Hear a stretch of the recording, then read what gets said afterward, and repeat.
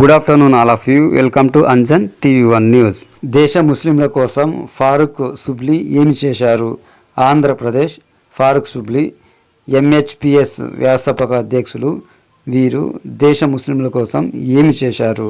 ఈ సందర్భంగా వక్ఫ్ board bill డైరెక్టర్గా ఆమోదించరాదని ఫారూక్ షుబ్లీ గళం విప్పితే దేశంలో అన్ని పక్షాల వాదనలు వినాలని జాయింట్ పార్లమెంటరీ కమిటీ అనగా జేపీసీ సమక్షంలో ఆంధ్రప్రదేశ్ ముఖ్యమంత్రి చంద్రబాబు నాయుడు ఆనాడు ఆమోదించారు.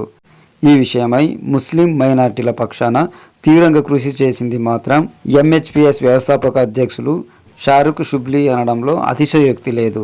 ఫారూక్ షుబ్లీ ఆనాడు జేపీసీ వేయించకపోతే ఇప్పటికే వక్ఫ్ బోర్డు బిల్లు ఆమోదం పొంది ఉండేది.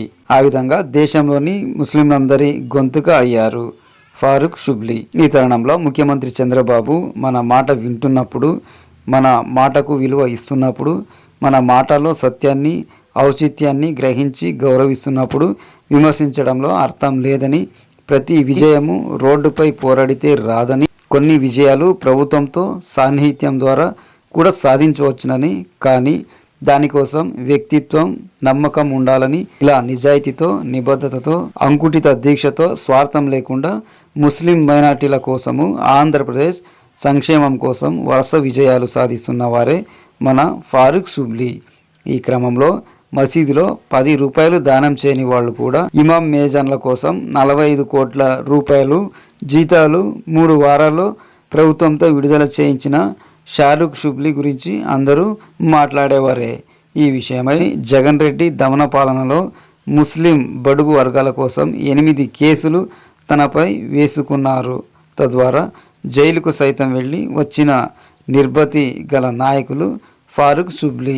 ఆయనకు డబ్బు పదవి ఆశ ఉంటే అప్పుడే జగన్ రెడ్డితో చేయి కలిపేవాడు కదా. పోరాటం ఎందుకు, జైలుకు వెళ్ళడం ఎందుకు, ఇంత చిన్న లాజిక్ ఎలా మిస్ అయ్యారని ఫారూక్ షుబ్లీని గుడ్డిగా విమర్శించేవారు. అంతేకాకుండా ముస్లిం మైనార్టీల క్షేమం, దేశ సంక్షేమమే మైనార్టీ హక్కుల పరిరక్షణ సమితి అంతిమ లక్ష్యం అంటూ, దీనికోసం మేము ఎంతటి త్యాగానికైనా సిద్ధం, ఎవరితోనైనా ఏ పార్టీ మీద అయినా చట్టబద్ధంగా పోరాడుతామని, మన భేదం నాకు లేదని, గతంలోనైనా ఇప్పుడైనా మాకు ముస్లిం మైనారిటీల దేశ ప్రజల సంక్షేమం సౌభాగ్యమే ధ్యేయమని ప్రజల ఆశీస్సులతో గతంలోనూ అల్ అమ్దిల్లాహ్ ఎంహెచ్పిఎస్ విజయాలు సాధించినది. అప్పటికి ఇప్పటికీ వర్తమాన భవిష్యత్తులోనూ ప్రజల సంక్షేమం కోసము విజయాలు సాధిస్తామని, ఆశ కోసం కాదు ఆశయ కోసం పనిచేస్తుందని ఫారూక్ షుబ్లీ ఏర్పాటు చేసిన మానసిక పుత్రిక మైనార్టీ హక్కుల పరిరక్షణ సమితి తెలియజేయడం జరిగింది. నేను ఈ విషయాన్ని చెప్పడానికి గల మూల కారణం ఏమిటంటే, ఈ రోజున నారా చంద్రబాబు నాయుడు గారు ఎన్డీఏతో కలిసి ఉన్నా కూడా కానీ ఏ రకంగా అయితే మైనార్టీ హక్కుల పరిరక్షణ సమితి ఎలక్షన్ల కన్నా ముందు మేము ఒక మాట చెప్పాం, బీజేపీతో కలిసి ఉన్నా కానీ నారా చంద్రబాబు నాయుడు గారు అదేవిధంగా నారా లోకేష్ గారు ముస్లింలకు ఏదైతే హక్కులు ఉన్నాయో ఆ హక్కులను ఎక్కడ కూడాను కాలరాయకుండా వారు జాగ్రత్తగా కాపాడతారు అని చెప్పేసి, మేము ఏదైతే నమ్మకం వారిపై పెట్టడం జరిగిందో ఆ నమ్మకాన్ని ఎక్కడా కూడాను వమ్ము చేయకుండా తుచా తప్పకుండా యాజ్ ఇట్ ఈజ్ ఏదైతే ఎలక్షన్ల కన్నా ముందు అత్యధికంగా వారిపై చేసినటువంటి దుష్ప్రచారం ఏమిటంటే 4% రిజర్వేషన్ తీసేస్తారు అని చెప్పేసి, కానీ జూన్ 4వ తారీఖున రిజల్ట్స్ వచ్చిన తర్వాత 5వ తారీఖున మా యువ నాయకులు నారా లోకేష్ గారు కేంద్రానికి, అంటే మన